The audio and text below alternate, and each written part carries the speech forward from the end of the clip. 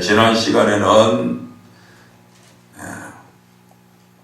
우리에게 승리하게 하시는 하나님이라고 하는 그런 주제로 말씀을 드렸습니다. 우리 하나님은 우리를 승리하게 해주시지만 그냥 승리하게 하는 것이 아니고 이러한 아말렉과의 싸움에 있어서는 반드시 승리하는 방법이 있음을 우리에게 말씀하고 있습니다. 하나님은 아말렉과의 전쟁을 통해서 우리의 신앙생활이 아말렉과 마귀와의 전쟁임을 가르쳐 주셨습니다. 그리고 아말렉과의 전쟁을 승리로 이끄시면서 여호와께서 우리를 대신하여 아말렉과 대대로 싸워주시는 그러한 니시의 하나님이 되어주시겠다고 약속을 하셨습니다. 신앙은 전쟁입니다. 이 전쟁은 혈과 육에 대한 것이 아니라 어둠의 세상 주관자들과 하늘에 있는 악의 영들과 마귀와의 전쟁이라고 성경은 그렇게 우리에게 말씀하고 있습니다.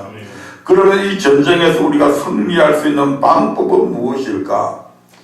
마지막 때가 가까워질수록 마귀는 자기의 때가 얼마 남지 않은 것을 알고 할 수만 있으면 성도를 미혹해서 멸망시키려고 발부둥치고 있습니다. 그러나 우리의 힘으로는 4차원에 속한 마귀와 싸워서 이길 수도 없고 하나님께서 우리를 대신하여 싸워주셔야만 승리할 수 있습니다. 마귀의 지혜가 얼마나 뛰어난지 그 깨가 그 강교함이 얼마나인지 우리는 상상을 못합니다. 그러한 마귀의 계계를 우리는 결단코 우리 스스로서는 이길 수 없습니다. 그러면 하나님은 우리가 어떻게 할 때 우리를 대신하여 우리를 대적하는 마귀와 아말렉과 싸워주실까요? 모든 하나님을 믿는 모든 백성을 대신하여 하나님께서 무조건 싸워주신다면 우리가 뭐 어떤 방법, 기도나 뭐 아무것도 할 필요가 없잖아요.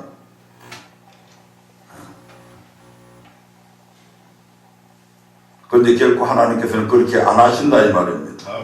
그래서 오늘은 아말렉과의 싸움에서 승리하는 방법이라는 제목의 말씀으로 함께 은혜를 나누고자 합니다. 첫 번째로 하나님은 우리가 어떻게 할 때에 이 아말렉 우리의 대적인 마귀와 싸워주시는가? 첫 번째로 강한 기도를 할 때 하나님은 우리를 대신하여 싸워주십니다. 오늘 본문에 나오는 말씀 중에 이스라엘 백성이 르비딤에서 아말렉과 싸울 때 이스라엘 백성이 르비딤에서 아말렉과 싸울 때 어떻게 해서 승리를 하게 됩니까? 우리가 잘 아시다시피 애굽 땅에 내린 10가지 재앙과 마라에서부터 르비딤까지 오는 그 과정에서 하나님께서 행하신 그 능력들을 돌이켜볼 때에 하나님께서 아말렉과 굳이 이스라엘 백성들이 낫을 들고 그들과 싸우려고 나가서 싸우지 않아도 이기게 할 수가 있잖아요. 이스라엘 백성들이 그냥 가만히 앉아 있는데도 하나님께서 그 아말렉을 쳐들어오면 그것들을 삽시간에 다 내라칠 수 있잖아요. 우리 하나님은 분명히 그런 능력이 있습니다. 그럼에도 불구하고 하나님은 이스라엘 백성으로 하여금 아말렉군과 직접 싸우게 했다 이 말입니다. 싸우지 않고도 직접 안 싸워도 이기게 해줄 수 있는데 말입니다. 그러나 하나님은 여호수아에게 사람을 택하여 맹수와 같은 이러한 아말렉과 싸우라고 명하셨고 모세에게는 너는 하나님의 지팡이를 들고 산에 올라가서 산 꼭대기에 서서 거기서 기도하라고 그렇게 명하셨다는 얘기죠. 출애굽기 17장 8절 9절의 말씀을 한번 보겠습니다. 출애굽기 17장 8절 9절입니다. 때에 아말렉이 이르러 이스라엘과 르비딤에서 싸우니라. 모세가 여호수아에게 이르되 우리를 위하여 사람들을 택하여 나가서 아말렉과 싸우라. 내일 내가 하나님의 지팡이를 손에 잡고 산 꼭대기에 서리라. 이 명령대로 여호수아는 그의 군대를 거느리고 나가 아말렉과 싸우기 시작했고 모세는 산에 올라갔습니다. 여기서 뭐 여호수아의 군대라고 그러니까 그들이 뭐 큰 무장을 하고 뭐 말을 타고 이렇게 지금 나간 게 아니잖아요. 그들이 손에는 칼도 활도 창도 없었습니다. 그저 낫이나 막대기나 이런 거 들고 지금 나가서 싸우는 거예요. 그런데 이후의 전쟁은 어떻게 진행이 되어집니까? 10절부터 13절까지의 말씀을 한번 보겠습니다. 여호수아가 모세의 말대로 행하여 아말렉과 싸우고 모세와 아론과 홀은 산 꼭대기에 올라가서 모세가 손을 들면 이스라엘이 이기고 손을 내리면 아말렉이 이기더니 모세의 팔이 피곤함에 그들이 돌을 가져다가 모세의 아래에 놓아 그로 그 위에 앉게하고 아론과 홀이 하나는 이 편에서 하나는 저 편에서 모세의 손을 붙들어 올렸더니 그 손이 해가 지도록 내려오지 아니한지라. 여호수아가 칼날로 아말렉과 그 백성을 쳐서 파하니라. 모세가 손을 들었을 때에는 이스라엘이 전쟁에서 이기고 손을 내렸을 때에는 아말렉이 이겼습니다. 일진일퇴하는 거죠. 이때 모세가 손을 내렸다고 하는 것은 그가 기도를 쉬었다는 뜻이 아닙니다. 계속해서 기도했지만 시간이 오래 지나니까 팔이 아프니까 점점 팔이 내려온 거죠. 아멘. 그래서 기도의 힘이 약했다 이 말입니다. 모세가 손을 내렸다고 하는 것은 기도의 힘이 약해졌을 뿐입니다. 그러나 그 순간 어떤 일이 일어나고 있습니까? 모세가 손을 들고 기도할 때는, 즉 강하게 부르짖어 기도할 때는 이스라엘 군들이 아말렉군을 계속 밀고 막 들어갔습니다. 그런데 모세가 점점 너무 힘들어서 목소리가 처지고 이렇게 기도가 약해졌을 때는 오히려 아말렉군이 이스라엘 군을 밀고 들어오는 겁니다. 이것을 이제 옆에서 아론과 홀이 가만히 보니까 밑에서 전쟁을 하고 있는데 그 전쟁의 승패가 지금 모세의 손에 달려갔다는 것을 이들이 눈치채게 되죠. 그리고는 모세를 자리에 앉힙니다. 좀 팽팽한 그런 반석에다가 모세를 앉히고, 그리고 어떻게 합니까? 양쪽 팔 밑에다가 돌을 개이고, 그리고 그 손이 내려오지 않도록, 미안해요. 돌을 깨인 게 아닙니다. 모세에게 앉도록 하고, 양쪽에서 아론과 홀이 한 손씩 잡고 손이 내려오지 않도록, 그렇게 한 거죠. 그래서 드디어 여호수아가 아말렉과 그 백성을 쳐서 승리를 거두게 되었습니다. 우리는 이 사건에서 무엇을 알 수가 있습니까? 우리 하나님 여호와는 곧 언약의 하나님이십니다. 따라서 아말렉으로 더불어 대대로 싸워주겠다고 약속하셨지만 우리가 강하게 기도하지 아니하면 그 약속은 결코 우리에게 이루어지지 않는다는 것입니다. 그래서 전쟁은 산 아래에서 여호수아와 백성이 하고 있었지만 전쟁의 승패는 지금 모세의 기도에 달려 있었던 것입니다. 이처럼 여호와 하나님은 아무 때나 무조건적으로 우리의 대적과 싸워주시는 분이 아니라 우리가 하나님만을 전심으로 의지하고 강하게 기도할 때 비로소 우리의 대적 아말렉과 더불어 싸워주신다는 것입니다. 또한 모세가 손을 들었을 때 이스라엘이 승리하였다는 것은 하나님께 기도하되 강하게 기도해야 됨을 우리에게 시사해주고 있는 것입니다. 강한 기도는 어떤 기도냐? 전심으로 하나님을 의지하여 쉬지 않고 부르짖어 간구하는 것을 말합니다. 물론 목이 아파서 목소리가 나오지 않을 때도 있습니다. 그러나 그럴 때라도 우리는 간절함으로 해야 된다 이 말입니다. 엘리야가 하나님 앞에 기도할 때에 머리를 무릎 사이에 넣어서 기도했다고 했습니다. 그러면 거기에서 무슨 큰 소리가 나왔겠습니까? 목소리 자체는 큰 소리로 안 나왔겠죠. 그날 간절하게 기도했다 이 말입니다. 이렇게 강하게 기도를 할 때 하나님은 우리를 대적해오는 아말렉과 더불어 대대로 싸워주셔서 우리에게 승리를 주시는 여호와 니시가 되어주시는 것입니다. 이것이 하나님의 언약입니다. 두 번째 예를 들어보겠습니다. 이사야서 36장에 보면 히스기야 왕 때에 아수르 왕 사네립이 이스라엘을 공격하러 오는 장면이 나옵니다. 이때 아수르 왕 왕은 이제 아수르 왕이고, 이 아수르 왕 사네립이 보낸 랍삭이라고 하는 이런 그 아수르의 장군이 있었는데, 이 사람이 유대 땅에 올라와서 히스기야 왕과 이스라엘 백성을 향해서 열방의 어느 신도 아수르 왕의 손에서 그 나라를 건져내지 못하였으니 너희가 섬기는 여호와도 마찬가지일 것이라며 하나님을 모욕하고 비방했습니다. 너희는 절대로 히스기야의 말을 듣지 마라. 히스기야가 여호와만 의지하면 된다고 아마 그렇게 얘기했을 것이다. 그러나 열방에 있는 어떤 신도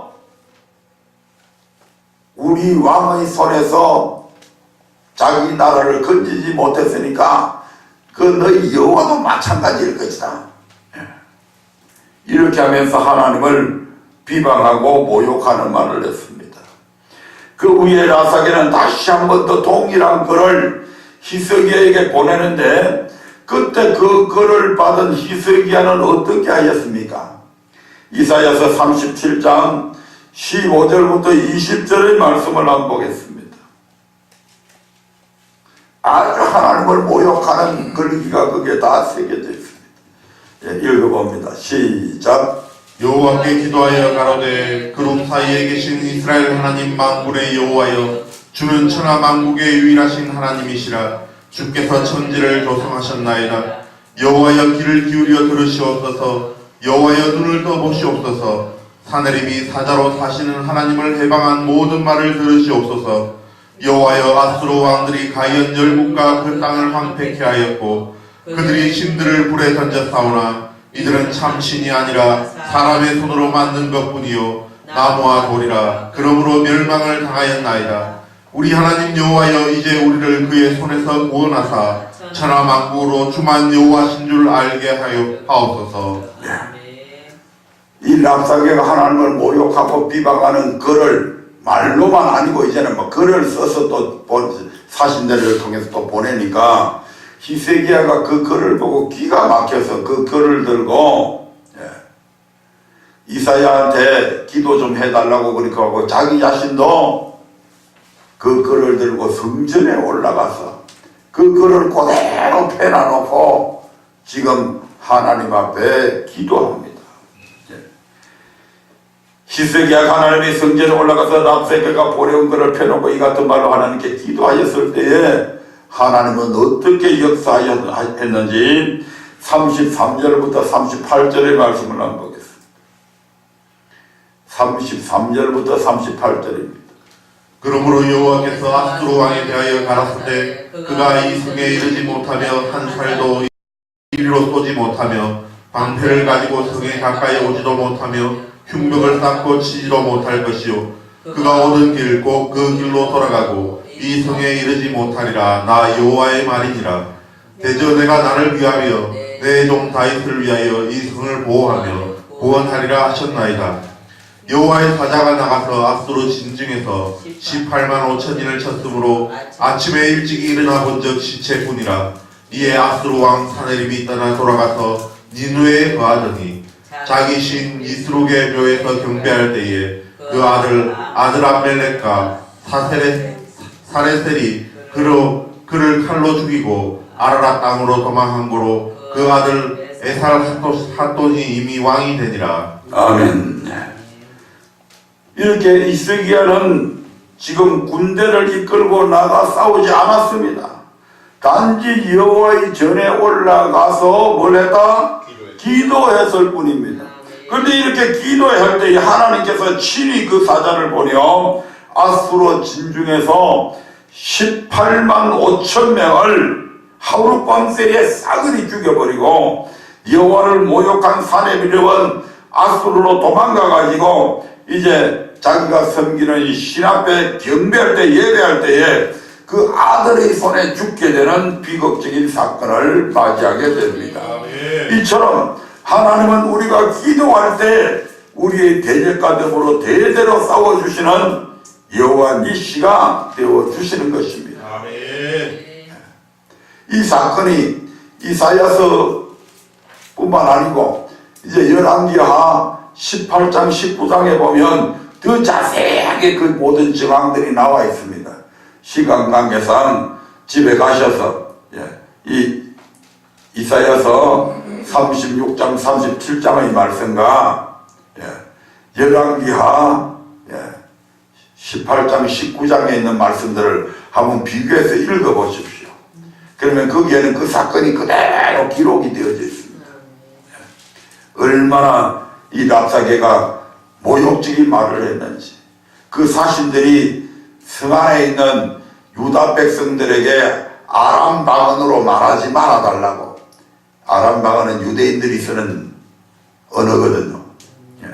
그럼 백성들한테는 그렇게 알지 못하도록 그렇게 좀 해달라고 얘기했음에도 불구하고 공공연히 이 랍사게가 유창한 아람어로 유다 백성들에게까지 결코 히스기야의 말을 듣지 마라. 네 하나님은 절대로 너희들을 구원 안 해준다 하고 막 외치게 되는 그러한 장면들이 거기에 다 나옵니다.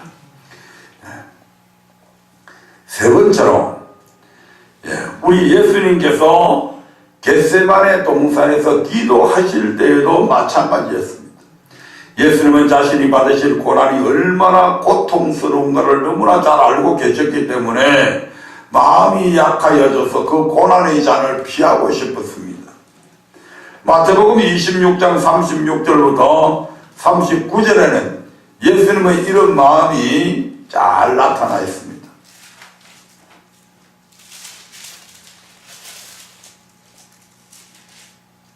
36절부터 39절.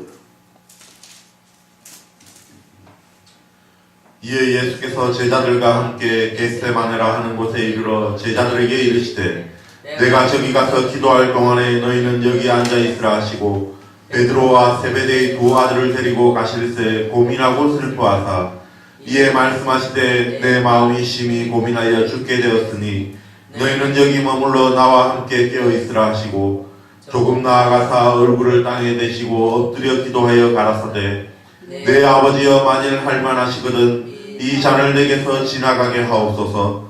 그러나 나의 원대로 마옵시고 아버지의 원대로 하옵소서 하시고 내 마음이 심히 고민하여 죽게 되었으니 내 아버지여 만일 할만하시거든 이 잔을 내게서 지나가게 하옵소서. 이 말은 예수님의 마음이 이미 마귀의 시험에 흔들리고 있음을 말해주고 있습니다.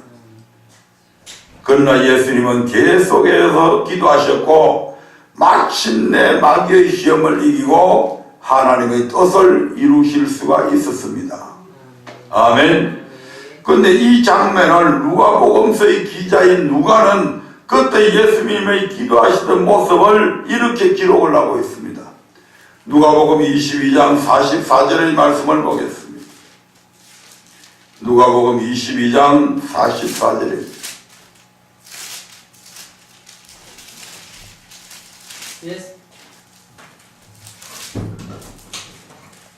시작. 예수께서 힘쓰고 애써 더욱 간절히 기도하시니 땀이 땅에 떨어지는 핏방울 같이 되더라. 예수께서 힘쓰고 애써 더욱 간절히 기도하시니 땀이 땅에 떨어지는 핏방울 같이 되더라. 얼마나 애쓰며 간절히 기도하셨던지 땀이 땅에 떨어지는 핏방울 같이 되었다고 하였습니다. 이 말은 핏방울이 어떻게 떨어져요? 칼에 팍 찔려서 그냥 피가 흐르면 그냥 두두두두두 그대로 막 떨어지잖아요. 예수님이 얼마나 간절히 기도하셨으면 이렇게 땀이 떨어지냐 이 말이에요. 이것은 예수님께서 전심으로 기도했다는 것을 지금 말씀해 주는 장면이잖아요.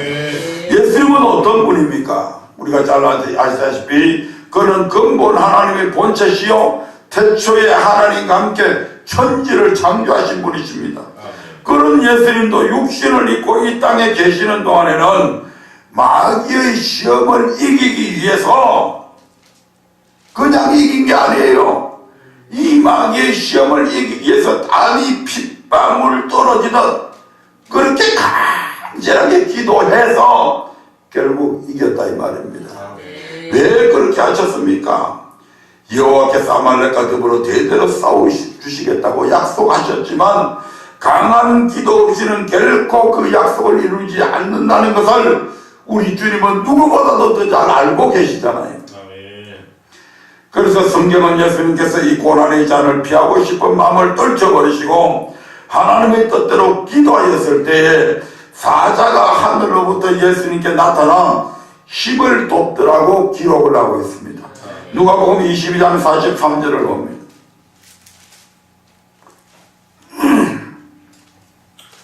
사자가 하늘로부터 예수께 나타나 힘을 돕더라. 아멘. 근본 하나님의 본체신 예수님도 이같이 기도하심으로 마귀의 시험을 이기셨는데 하물며 여러분들과 제가 기도하지 않고 마음의 마귀의 시험 곧 영적 전쟁에서 승리할 수 있겠냐 이 말입니다. 아멘. 물론 기도하는 것이 쉽지만은 않으며 기도하기 싫을 때도 있습니다. 그러나 기도하는 것이 힘들다고 기도 제목이 없다고 기도하기 싫다고 기도의 손을 내리는 것은 아말렉과의 전쟁에서 싸우기도 전에 먼저 패배를 인정하고 물러서는 것과 다름이 없다 이 말입니다. 싸워보지도 않고 물러서는 그런 비겁자가 어디에 있어요?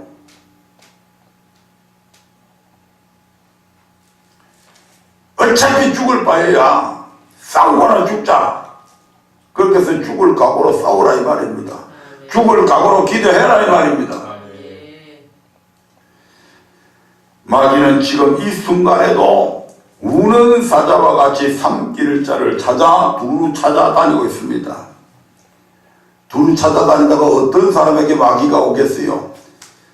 열심히 기도하는 사람에게 마귀가 덤벼들겠습니까?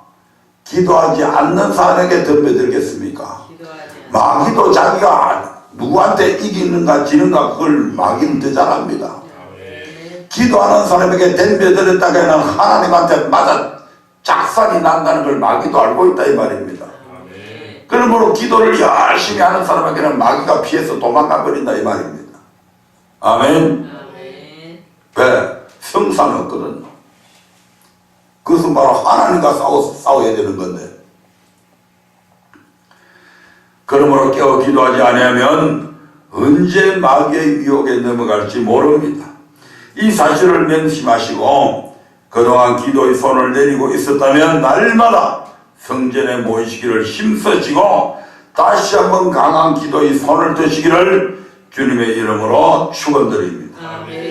두 번째로 어떻게 할 때에 우리 하나님께서 마귀와의 전쟁에서 아말렉과의 전쟁에서 우리를 대신하여 싸워주시는가? 출애굽기 17장 12절부터 13절의 말씀을 한번 보겠습니다. 바로 여호와를 위하고 주의 종을 위할 때 하나님은 우리를 대신하여 싸워주십니다. 누구를 위하고요? 여호와를 위하고 주의 종을 위할 때 하나님은 우리를 대신해서 싸워주신다. 출애굽기 17장 12절 13절입니다.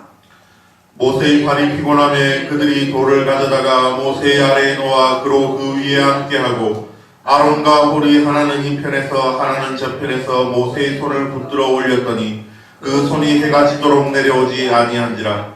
여호수아가 칼날로 아말렉과 그 백성을 쳐서 파하니라. 아멘.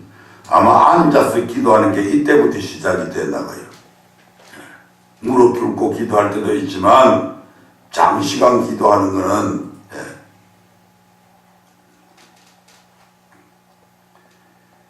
만일 아론과 훌이 모세 모세의 손을 붙들어 올리지 않았더라면 결국 전쟁은 아말렉의 승리로 돌아가고 말았을 것입니다. 이것은 무엇을 의미합니까? 우리가 여호와를 이해하고 세우신 주의 종을 이해할 때 하나님께서 우리의 아말렉과 대신 싸워주신다는 것입니다. 이 말씀에 대한 이해가 있죠. 사사기 7장의 기도원의 300용사와 미디안 연합군과의 전쟁 속에서도 이와 같은 말씀이 나옵니다.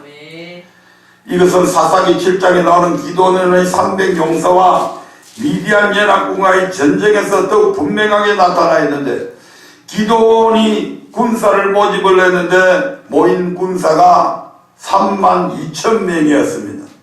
그들이 하루샘 곁에 진치고 있을 때 하나님께서 기도원에게 임해서 이러한 말씀을 하시죠. 사사기 7장 2절 볼까요?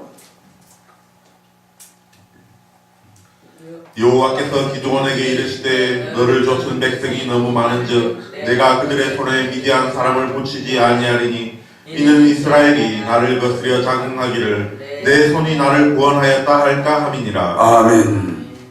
미디안 연합군의 병사가 얼마냐면 13만 5천 명입니다. 이에 비해서 3만 2천 명은 결코 많은 수가 아니었습니다.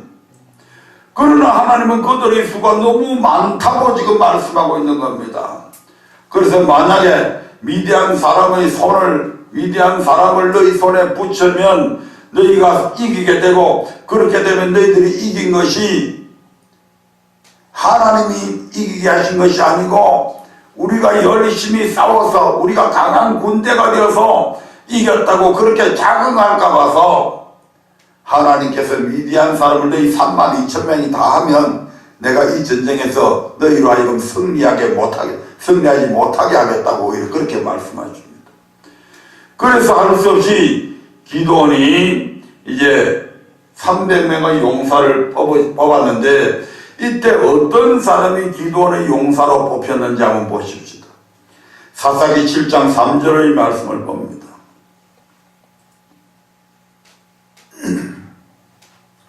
이제 너는 백성의 귀에 고하여 이르기를 누구든지 두려워서 떠는 자여든 길르앗산에서 떠나 돌아가라 하라 하시니 이에 돌아간 백성이 22,000명이요 남은 자가 10,000명이었더라. 아멘.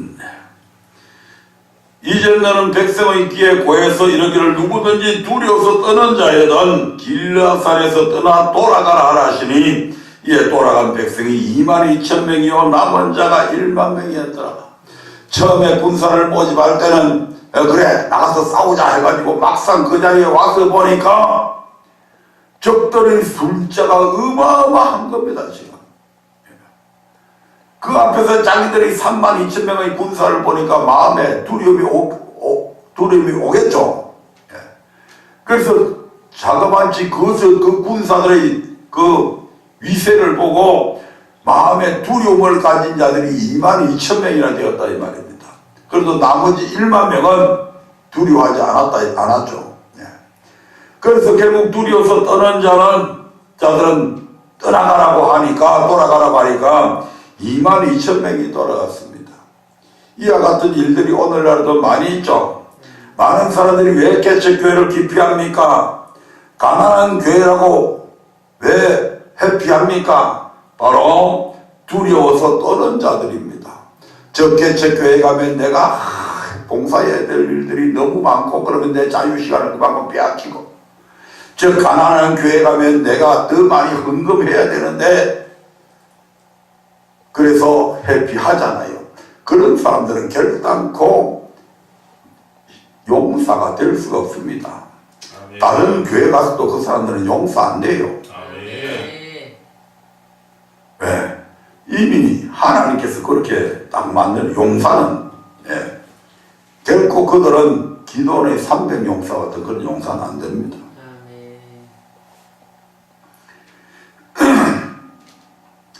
이런 두려워 떠는 자는 하나님의 용사가 될 수 없다. 바꾸고 말하면 담대한 자만이 하나님의 용사가 될 수 있다고 하는 것을 우리에게 말씀해 주고 있는 겁니다. 이 시험에 22,000명이 떠나고 1만 명이 남게 되었습니다.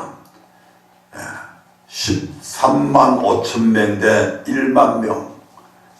한 사람이 13명, 14명은 째껴내야 이길 수 있는 계산이 나옵니다.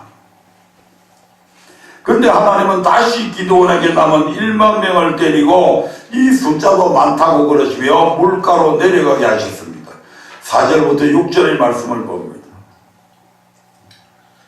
여호와께서 또 기드온에게 이르시되 백성이 아직도 많으니 그들을 인도하여 물가로 내려가라. 거기서 내가 너를 위하여 그들을 시험하리라. 물은 내가 누구를 가리켜 이르기를 이가 너와 함께 가리라 하면 그는 너와 함께 갈 것이요 내가 누구를 가리켜 이르기를 이는 너와 함께 가지 말 것이라 하면 그는 가지 말 것이니라. 이에 백성을 인도하여 물가에 내려가매 여호와께서 기드온에게 이르시되 무릇 개에 핥는 것 같이 그 혀로 물을 핥는 자는 너는 따로 세우고 또 무릇 무릎을 꿇고 마시는 자도 그같이 하라 하시더니 손으로 움켜 입에 대고 핥는 자의 수는 300명이요 그 외의 백성은 다 무릎을 꿇고 물을 마신지라. 아멘. 이때의 상황이 어떤 상황이냐면 지금 적가가 이미 대치하고 있는 중입니다. 바로 자기들 눈앞에 지금 13만 5천 명의 군사가 딱 참고 이렇게 딱 해가 있고 옆쪽 진영에도 지금 1만 명이 있는데 우리 하나님께서 지금 이스라엘 백성들에게 이 1만 명을 물가로 데려가라고 해서 물가에 내려가서 무엇을 마신다? 물을 마시게 됩니다. 근데 그 물을 마시는 장면에서 어떤 사람들은 머리를 그대로 물에다가 쳐박고 개가 물을 하려는 것처럼 물을 마셨다 이 말입니다. 또 나머지 어떤 사람들은 물을 움켜가지고 지금 먹었다고 하는 것은 적진의 상황이 저기 지금 언제 지금 대치 중이니까 바로 쳐들어오나 안 들어오나 그걸 살피면서 만약에 쳐들어온다면 마시던 물도 중단하고 지금 뛰어나가서 대비해서 싸워야 되잖아요. 그래서 손을 움켜다가 물을 움켜쥐면서 적진을 살펴보면서 물을 마셨다 이 말입니다. 아멘. 이걸 통해서 우리 하나님께서는 또 나눕니다. 두 손으로 물을 움켜 개가 앓는 것처럼 물을 마셨다는 것은 사방의 경계를 살피며 물을 마셨다. 아멘. 자신의 갈증보다는 먼저 나라와 민족을 염두에 두고 있음을 말해줍니다.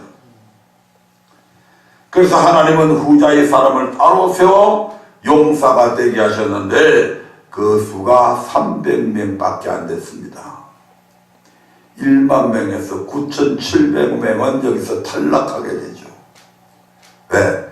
적진을 살피지 아니하고 머리를 쳐박고 자기의 목마름만 해결하려고 하는 적이 쳐들어오든 말든 신경 안 썼다 이 말입니다. 아멘. 이처럼 두 번째로 용사가 될 수 있는 또 하나의 조건은 나보다 남을 먼저 생각할 수 있는 사람이 되어야 한다는 것입니다. 예수님은 무엇이든지 남에게 대접을 받고자 하는 대로 너희도 남을 대접하라 이것이 율법이요 선지자라고 말씀을 하시죠. 즉 섬김을 받고자 하는 자는 먼저 섬기는 자가 되어야 하고 어텀이 되고자 하는 자는 모든 사람의 종이 되어야 한다는 것입니다. 이것이 하나님 나라의 법칙입니다. 어쩌면 너무 당연하고 너무나 쉬운 시험이었지만 32,000명 가운데 이 두 시험에 합격한 사람은 겨우 300명밖에 되지 않았습니다. 그러면 하나님은 300명에 불과한 군사로 미디안 연합군과 어떻게 싸우게 하십니까? 13만 5천 명 대 300명은 한 사람이 몇 명을 지금 당해내야 된다는 얘기입니까? 한 사람이 일당 100도 아니고 한 사람이 450명을 당해내야 돼요. 몇 명요? 450명. 우리의 계산 방법으로는 이게 성산이 있는 전쟁입니까? 불가능하잖아요. 손자가 와서 아무리 손자 병법을 써도 이 전쟁은 못 이깁니다. 이거는.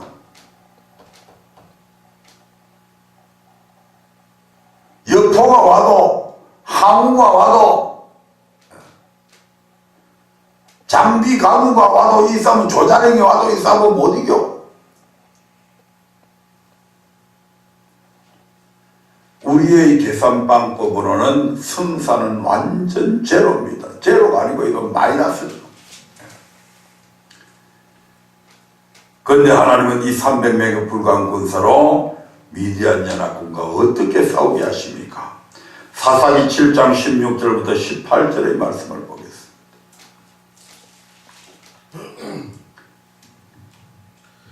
300명을 세대로 나누고 각 손에 나팔과 빈 항아리를 들리고 항아리 안에는 횃불을 감추게 하고 그들에게 이르되 너희는 나만 보고 나의 하는 대로 하되 내가 그 진가에 이르러서 하는 대로 너희도 그리하여 나와 나를 돕는 자가 다 나팔을 불거든 너희도 그 진 사면에서 또한 나팔을 불며 이르기를 여호와를 위하라 기도원을 위하라 하라 하니라. 아멘. 하나님은 기도원의 300용사에게 전술을 가르치시지 않았습니다. 그리고 무기도 주지 않았습니다. 오직 나팔과 빈 항아리를 준비해서 그 속에 횃불을 감추도록 그렇게 하셨습니다. 그리고 나팔을 불면 그들도 진산에서 기도원을 따라서 나팔을 불고 기도원이 여호와를 위하라 기도원을 위하라라고 소리만 치면 그들도 따라서 이렇게 외치라고 명하셨습니다. 여러분은 이 모습에 대해서 어떻게 생각합니까? 어떤 전술이나 전략도 없는 황당하고 무모한 전쟁 준비의 모습이지 않습니까? 하지만 기도원의 300용사가 하나님의 말씀대로 여호와를 위하고 기도원을 위하라고 외쳤을 때에 어떤 일이 일어나게 됩니까? 사사기 7장 20절부터 23절의 말씀을 한번 보겠습니다. 세대가 나팔을 불며 항아리를 부수고 자수의 횃불을 들고 우수의 나팔을 들어 불며 외쳐가로되 여호와와 기도원의 칼이여 하고 각기 단체에 서서 그 진을 사면으로 에워싸매 그 온 적군이 다름질하고 부르짖으며 도망하였는데 300명이 나팔을 불 때에 여호와께서 그 온 적군으로 동무끼리 칼날로 치게 하심으로 적군이 도망하여 스레라의 벳시다에 이르고 또 단밭에 가까운 아벨 무홀라의 경계에 이르렀으며 이스라엘 사람들은 납달리와 아셀과 므낫세로부터 모여서 미디안 사람을 쫓았더라. 아멘. 하나님의 말씀대로 나팔을 불며 여호와를 위하라 기도원을 위하라 소리쳤을 때 기도원의 300용사는 나가 싸우지도 않았는데 보이지 않는 여호와의 칼과 기도원의 칼이 대적 미디안 연합군과 더불어 싸워서 적군으로 하여금 동무끼리 자기들 같은 전우들끼리 칼날로 치게 하심으로 기도원의 군대는 한 명도 다치거나 죽지 않고 온전한 승리를 거둘 수가 있었습니다. 이 사건이 우리에게 교훈하는 바는 무엇입니까? 우리의 싸움은 혈과 육에 대한 것이 아니라 공중 건세 잡은 악의 영들 곧 마귀와의 전쟁입니다. 마귀는 4차원이요 우리는 3차원에 속하였기 때문에 우리의 힘으로 마귀와 맞서 싸우는 것은 결코 승리할 수 없다 이 말입니다. 때문에 하나님으로 하여금 우리를 대신하여 싸우시도록 해야 합니다. 그 방법 중에 하나가 우리가 먼저 하나님의 용사가 되어서 여호와를 위하고 기도를 위하라는 것입니다. 그리할 때에 여호와께서도 보이지 않는 여호와의 칼과 기도의 칼로 우리를 대적해오는 모든 원수들을 물리쳐 주신다는 것입니다. 내가 나를 위해서 일을 하면 나는 내 능력의 범위 안에서 밖에 일 못하죠. 아멘. 그런데 내가 비록 적은 힘이지만 내 힘으로 여호와를 위하고 기도를 위하게 되면 누가 나를 위해서 일한다고요? 그 전능하신 하나님께서 나를 위해서 일해 주시는 겁니다. 그러면 내가 나를 위해서 일하는 것과는 이거는 비교가 안 될 정도로 하나님께서 내 일을 이루어 가시는 거죠. 나는 비록 하나님을 위해서 조그마한 일밖에 안 했는데 나는 주의 종을 위해서 조그마한 일밖에 안 했는데 하나님이 나를 위해서 일하시면 내가 상상할 수도 없는 엄청난 일들을 하나님께서 나를 위해서 행해 주시겠다 이 말이에요. 아멘. 손해보는 장사 아니죠? 아멘. 그러면 여호와를 위하고 기도원을 위하는 것은 무엇입니까? 간단하게 설명드리면 여호와를 위하라는 것은 하나님을 위하라는 뜻입니다. 그리고 하나님을 위하는 것은 대표적으로 그리스도의 몸된 교회를 위하는 것입니다. 아멘. 다음으로 기도원을 위하라고 하는 것은 주의 종을 위하라는 뜻입니다. 그러므로 여호와를 위하라 기도원을 위하라는 것은 교회를 위하고 주의 종을 위하라는 뜻입니다. 그리하면 여호와 니시의 하나님께서 보이지 않는 여호와의 칼과 기도원의 칼, 목회자의 칼로 우리를 대적해오는 적군을 물리쳐 주신다는 것입니다. 아멘. 목회자의 칼. 주님을 위해서 대신 일하고 있는 자가 누굽니까? 주님이 선포해야 될 말씀을 대신 선포하는 자가 누굽니까? 주님이 해야 될 일을 지금 대신해서 하고 있는 사람이 목회자인데 그 목회자를 위하는 것은 결국 누구를 위하는 것이 됩니까? 하나님. 그래서 주의 종을 대접하는 주의 종이 상급을 받는다고 성경은 그렇게 우리에게 교훈하고 있잖아요. 아멘.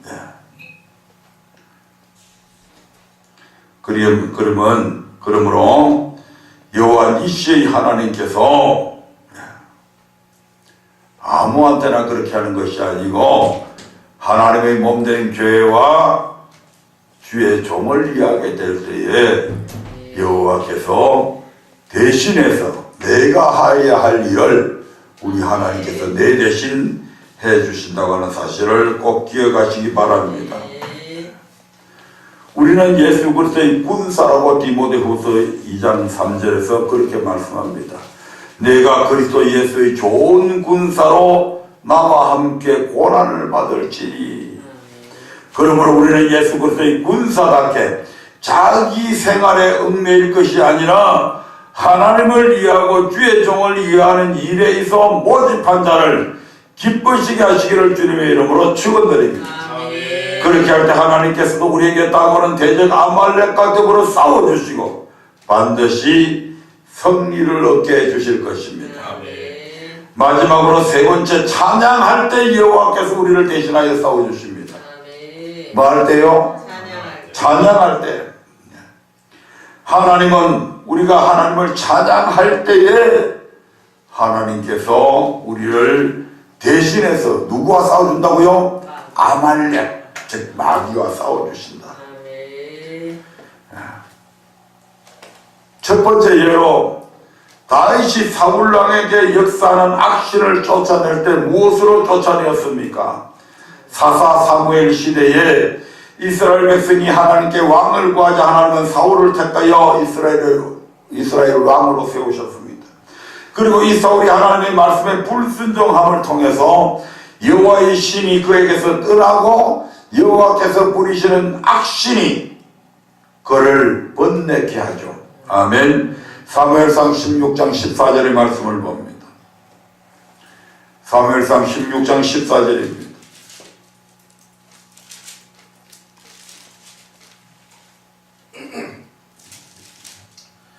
여호와의 신이 사울에게서 떠나고 여호와의 부리신 악신이 그를 번뇌케 한지라. 아멘.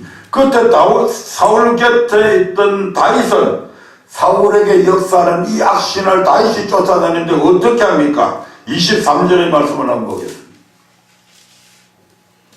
하나님의 부리신 악신이 사울에게 이를 때에 다윗이 수금을 취하여 손으로 탄즉 사울이 상쾌하여 낫고 악신은 그에게서 떠나더라. 아멘. 다윗이 수금을 탔을 때, 즉 찬송을 불렀을 때 사울에게 역사하던 악신이 그에게서 떠났다고 말씀하고 있습니다. 아멘. 예, 그래서 우리가 귀신을 쫓아낼 때는 그 집에 가면 뭘 많이 불러요? 찬송을 계속 많이 부르잖아요. 오늘과 같은 그런 찬송들을 굉장히 많이 부르잖아요. 왜냐하면 그 찬송들을 소리를 막 찬송을 크게 부르면 이 마귀가 막 귀신이 그 몸 안에 있다가 막 고래고래 고함을 지르고 막 떠나가기도 하고. 아멘. 예. 두 번째로 역대하 20장에 보면 모압과 암몬 자손이 연합군을 형성을 해가지고 여호사밧 왕을 치고자 올라왔을 때 일어난 사건입니다. 여호와를 신뢰하고 찬양할 때에 하나님께서 우리의 대적과 더불어 싸워주시고 승리를 얻게 해주신다는 말씀이 바로 이 사건을 통해서도 우리에게 증명해 주고 있습니다. 예, 역대 20장에 모압과 암몬이 여호사밧을 치고자 올라오는 장면이 나오죠. 그때 여호사밧은 어떻게 그들을 이기게 됩니까? 역대하 20장 3절 4절의 말씀을 봅니다. 여호사밧이 두려워하여 여호와께로 낯을 향하여 간구하고 온 유다 백성에게 금식하라 공포하매 유다 사람이 여호와께 도우심을 구하려 하여 유다 모든 성읍에서 모여와서 여호와께 간구하더라. 아멘.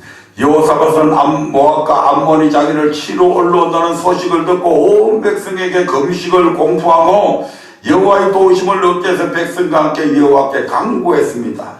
계속해서 6절부터 12절의 말씀을 봅니다.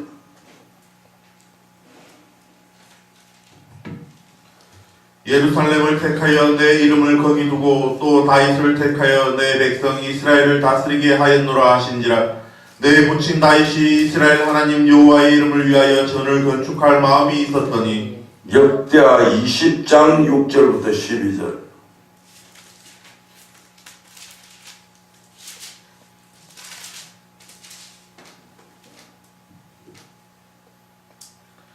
가로되 우리 열주의 하나님 여호와여 주는 하늘에서 하나님이 아니시니이까 이방 사람의 모든 나라를 다스리지 아니하시나이까 주의 손에 건세와 능력이 있사오니 능히 막을 사람이 없나이다. 우리 하나님이시여 전에 이 땅 거민을 주의 백성 이스라엘 앞에서 쫓아내시고 그 땅으로 주의 벗 아브라함의 자손에게 영영이 주지 아니하셨나이까.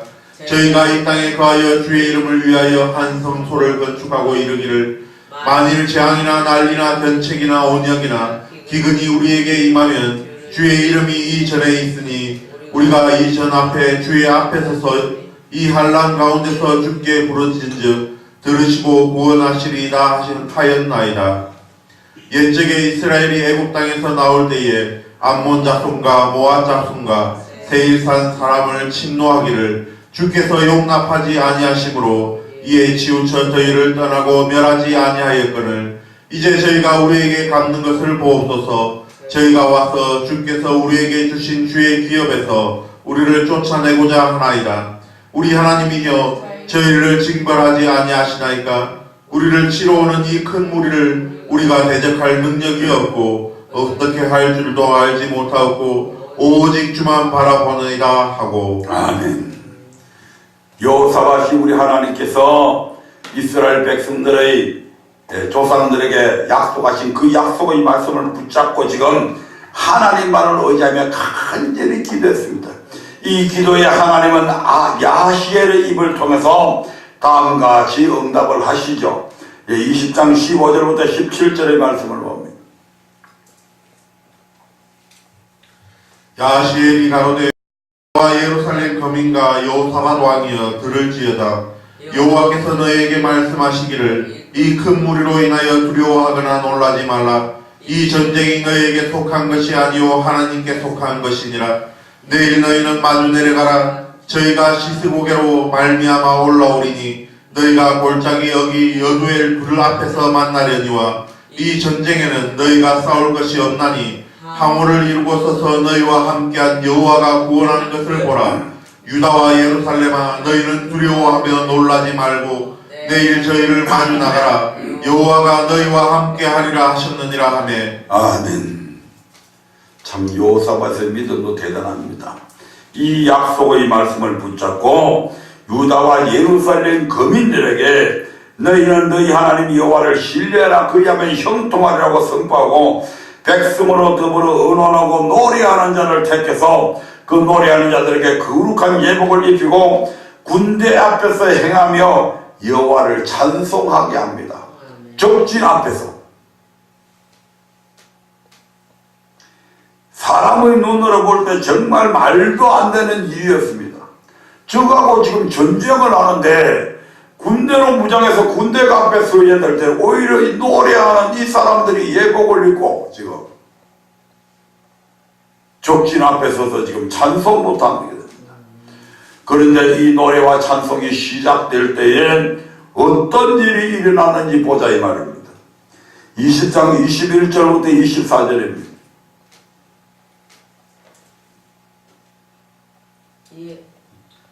백성으로 더불어 의논하고 노래하는 자를 택하여 거룩한 예복을 입히고 군대 앞에서 행하며 여호와를 찬송하여 이르기를 여호와께 감사하세 그 자비하심이 영원하도다 하게 하였더니 그 노래와 찬송이 시작될 때에 여호와께서 복병을 두어 유다를 치러 온 암몬 자손과 모압과 세일산 사람을 치게 하심으로 저희가 패하였으니 곧 암몬과 모압 자손이 일어나 세일산 거민을 쳐서 진멸하고 세일 거민을 멸한 후에는 저희가 피차에 살육하였더라.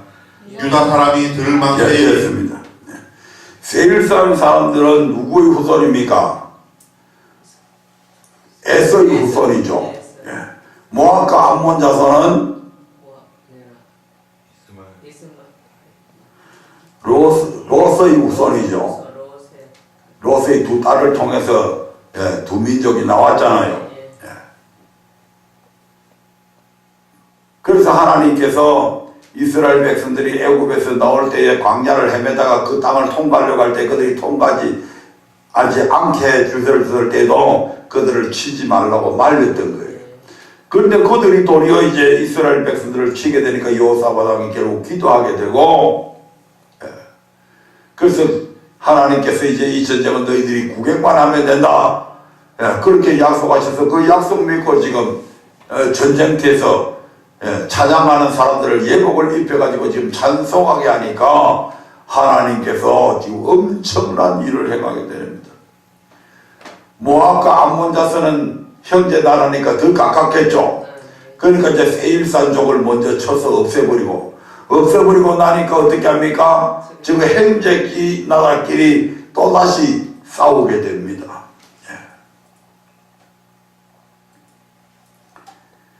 24절 한번 읽어볼까요? 시작. 유다 사람이 들망대에 이르러 그 무리를 본즉 땅에 엎드러진 시체뿐이요 하나도 피한 자가 없는지라. 아멘. 이 전쟁에서 유다 백성은 칼과 무기로 싸우지 않았습니다. 오직 여호와를 찬송했을 뿐입니다. 그런데 암몬과 모압 자손이 일어나 세일산 거민을 쳐서 진멸하고 그 위에 자기들끼리 피차 살려가는 역사가 일어나 피 한 방울도 흘리지 않고 대성을 거둘 수 있었던 것입니다. 이는 무엇을 말합니까? 여호와를 신뢰하고 찬양할 때 하나님께서 우리의 대적과 더불어 싸워주시고 승리를 얻게 해주신다는 것입니다. 이처럼 찬송은 악신을 쫓아주고 대적을 물리쳐주고 바울과 실라에게는 갇힌 것을 열어주는 그러한 하나님의 기적을 불러오는 것을 볼 수가 있습니다. 즉 찬송에는 우리로 승리케 하는 하나님의 강한 역사가 일어난다 이 말입니다.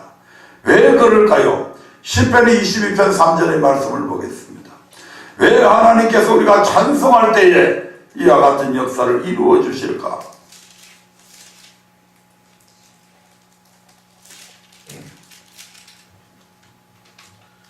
이스라엘의 찬송 중에 거하시는 주여 주는 거룩하시나이다. 아멘. 하나님은 우리의 찬송 중에 거하시고 임재하시기 때문입니다. 아멘. 우리가 찬송을 부르면 하나님께서 거기에 임재하신다 이 말입니다. 아멘. 우리가 하나님 앞에 찬송을 부르게 되면 하나님이 저 멀리 있다가도 우리 찬송하는 우리 앞에 오게 됩니다. 그리고 그 찬송을 받으시죠. 아멘. 아멘. 그러므로 사방으로부터 우겨싸움을 당하는 고통이 있습니까? 많은 사람이 여러분을 저주하고 죽이려 합니까? 하나님의 싸움은 혈과 육에 대한 것이 아님을 알아서 그들과 혈기를 가지고 육탄으로 그들과 맞서 싸우려고 하지 마시기 바랍니다. 그들과 맞서 싸우면 결국 나만 다치고 손해보게 됩니다. 전쟁은 여호와께 속한 것이니 여러분은 오직 하나님만 전심으로 의지하고 그 이름에 감사와 찬송을 드려보시라 이 말입니다. 그리할 때 하나님께서 친히 복병을 두어서 그들과 대신 싸워주실 것이며 머지않아 여러분은 승리의 기쁨을 맛보게 될 것입니다. 말씀을 맺으려 합니다. 성경은 창세기에서부터 요한계시록에 이르기까지 신앙이 마귀와의 전쟁임을 보여주고 있습니다. 그리고 르비딤에서 이스라엘 백성으로 호전적이고 강한 아말렉과 전쟁하게 하신 것 역시 신앙이 아말렉과 마귀와의 전쟁이라는 사실을 가르치시기 위함이었습니다. 그러나 여호와께서 이미 우리를 대신하여 아말렉과 더불어 대대로 싸워주실 것을 약속해 놓으셨기 때문에 염려하거나 두려워할 필요는 없습니다. 아멘. 출애굽기 17장 16절의 말씀을 같이 읽어봅니다.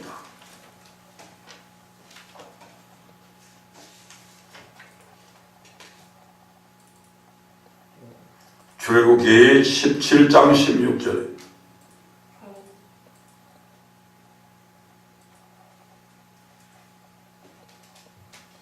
가로되 여호와께서 맹세하시기를 여호와가 아말렉으로 더불어 대대로 싸우리라 하셨다 하였더라. 여호와가 누구와 더불어? 아말렉으로 더불어 마귀와 더불어 대대로 싸워주시겠다.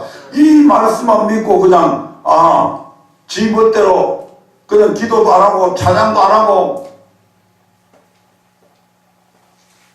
여호와를 위하거나 기도를 위하는 그런 삶도 없이 여호와께서 대대로 우리와 싸워주시겠다고 약속하시니까 이길 거야 이렇게 생각하면 이깁니까? 여호와께서 대신 싸워주십니까? 안 싸워줘요. 그래서 우리는 뭘 기억해야 되냐면 하나님은 여호와 곧 언약의 하나님이시기 때문에 여호와께서 나 여호와가 아말렉과 더불어 대대로 싸워주라고 약속하셨다 할지라도 우리가 하나님께서 정하여 놓으신 언약대로 행하지 아니하면 그 약속은 결코 우리에게 이루어지지 않는다 이 말입니다. 많은 사람들이 이것을 잃어버리고 있어요. 이것을 아무리 하나님께서 내게 약속하신 그 약속이 아름다워 보일지라도 우리가 하나님과의 언약을 지키지 아니하면 하나님의 그 어떤 약속도 우리에게 이루어지지 않습니다. 아멘. 그러므로 우리는 여호와께서 어떻게 할 때 우리의 대적과 더불어 싸워주시는지 알아야 합니다. 오늘은 그 방법을 세 가지로 말씀했죠. 이제 점검합니다. 첫째, 어떻게 할 때 하나님께서 대신 싸워주신다? 강한 기도를 할 때 하나님은 우리를 대신하여 대적 아말렉과 싸워주십니다. 둘째, 어떻게 할 때? 여호와를 위하고 기도를 위할 때, 다시 말하면 교회를 위하고 주의 종을 위할 때 우리 하나님께서 우리를 대신해서 대적 아말렉과 싸워주십니다. 세 번째, 어떻게 할 때? 이 하나님을 찬양할 때에 하나님께서 우리 가운데 임재하셔서 우리를 대신해서 우리를 쳐들어오는 적을 대신해서 아말렉과 싸워주십니다. 이것이 우리의 삶 가운데 여호와 니시 그 승리를 주시는 하나님을 만나기 위해 지켜야 할 언약들이다 이 말입니다. 이 언약들을 여러분이 삶 속에서 항상 행하셔서 반드시 승리하시기를 주님의 이름으로 축복합니다.